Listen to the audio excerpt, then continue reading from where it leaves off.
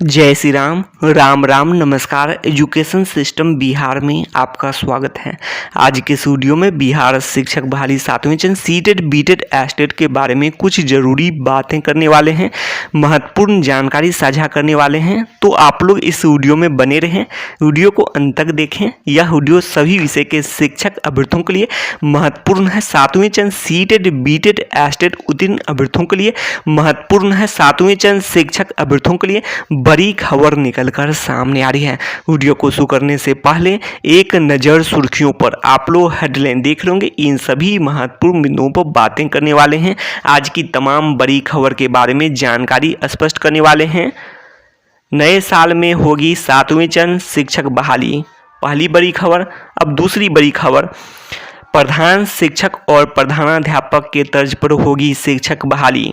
शिक्षा मंत्री जी, महत्वपूर्ण बिंदु, 7वें चरण में शिक्षकों की नियुक्ति 2-3 माह में शुरू हो जाएगी। तो बड़ी खबर है 7वें चरण शिक्षक अभ्यर्थियों के लिए कि 2-3 माह में शुरू हो जाएगी 7वें चरण शिक्षकों की नियुक्ति।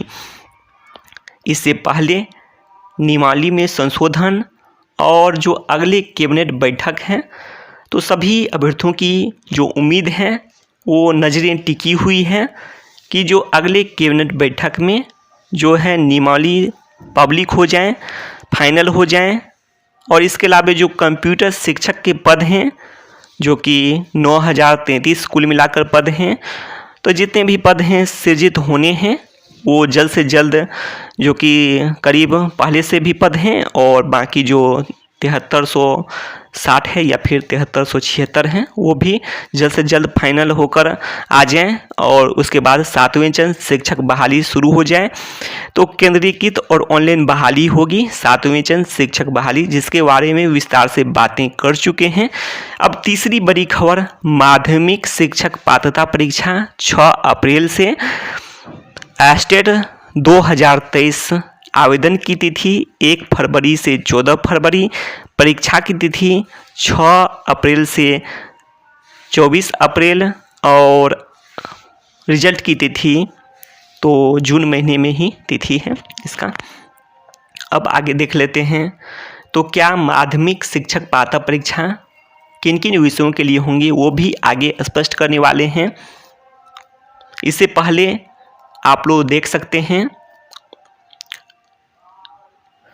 चौथी बड़ी खबर, जो कि सभी अभ्यर्थियों के लिए निराशाजनक खबर ही कही जा सकती है।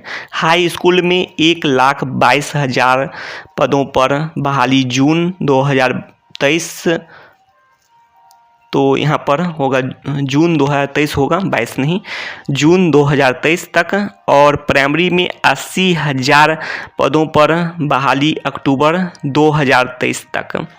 तो ये बातें हैं। तो यह एक अंदाज है, अनुमान के तौर पर जो भी माध्यम से स्पष्ट किए गए हैं, अनुमान के तौर पर। और कारण भी आप लोग देख रहे होंगे, जो कि जून 2023 में है।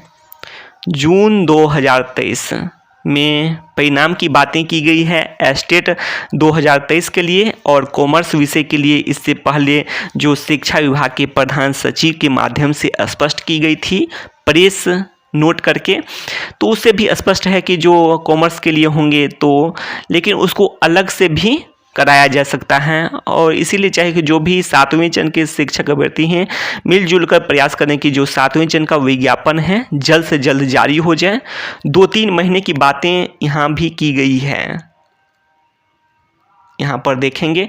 और इससे पहले शिक्षा मंत्री क्या बोलते थे आप लोग जानते ही हैं, महीनों लगेंगे। तो उसके बाद अब तो आप लोग देख सकते हैं 2-3 महीने की बातें की गई हैं, यहाँ पर आप लोग देख सकते हैं। तो जबकि यहाँ पर जून 2023 दिया गया है, लेकिन उम्मीद करें कि जो इसको 2-3 महीना नहीं, 1 महीना के अंदर में भी हो सकता है। सभी अभ्यर्थी प्रयास करें तो यह संभव है। और जो नियमावली की बात करें, काफ़ी समय से हैं, तो यह एक तरह से आप लोग जानते हैं लगभग तैयार ही है। और इसके लिए यदि प्रयास करेंगे तो कभी भी पब्लिक हो सकते हैं, फाइनल हो सकते हैं। इसके अलावा जो कंप्यूटर शिक्षक के पद हैं वो भी जल्द से जल्द जो कि सब कुछ फाइनल होकर आ जाए, जिससे 7वें चरण की शिक्षक बहाली शुरू हो जाए। 9033 पद हैं कुल मिलाकर। पद की संख्या की बात करें कंप्यूटर साइंस विषय के लिए। अब आगे देख लेते हैं शिक्षक पात्रता परीक्षा हर साल।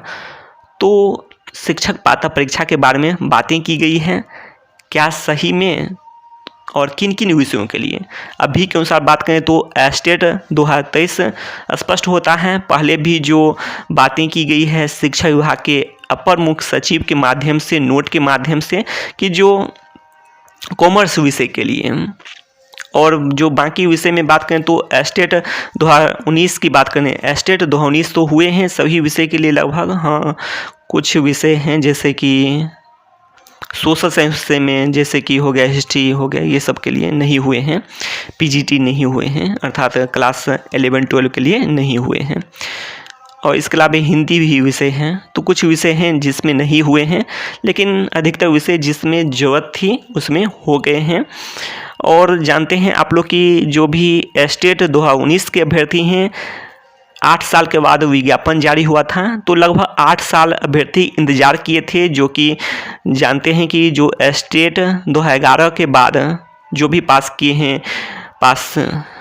हैं, जो 2012 में पास किए हैं, 2012 में, 13 में जो पास किए हैं, 2014 में पास किए हैं, 2015 में पास किए हैं, 16 में पास किए हैं, 17 में, 18 में, 19 में, तो लगभग जो 12 से लेकर 19, तो इतने साल के अभ्यर्थी अभी भी इंतज़ार कर रहे हैं।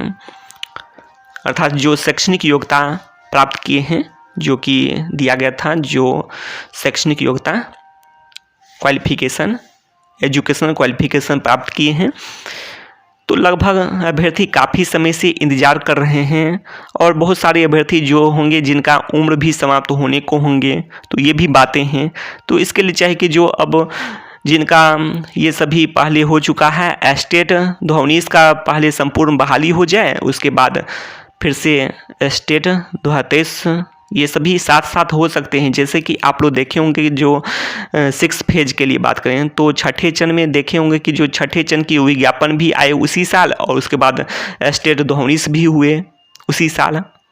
तो ये तो हो सकते हैं जिन विषयों के लिए बाद में ज़रूरत हो, जैसे कि आप लोग जानते हैं फिजिक्स हो गए, तो ये सब में ज़रूरत हो सकते हैं बाद में जो 7वें चरण की बहाली प्रक्रिया पूरी होने के बाद। तो इसके लिए चाहिए कि जो बहाली प्रक्रिया जब तक पूरी नहीं होती है तब तक तो विज्ञापन में जो भी पद दिए जाते हैं वो तो सिर्फ संभावित पद दिए जाते हैं, तो इसीलिए बाद में होते रहें।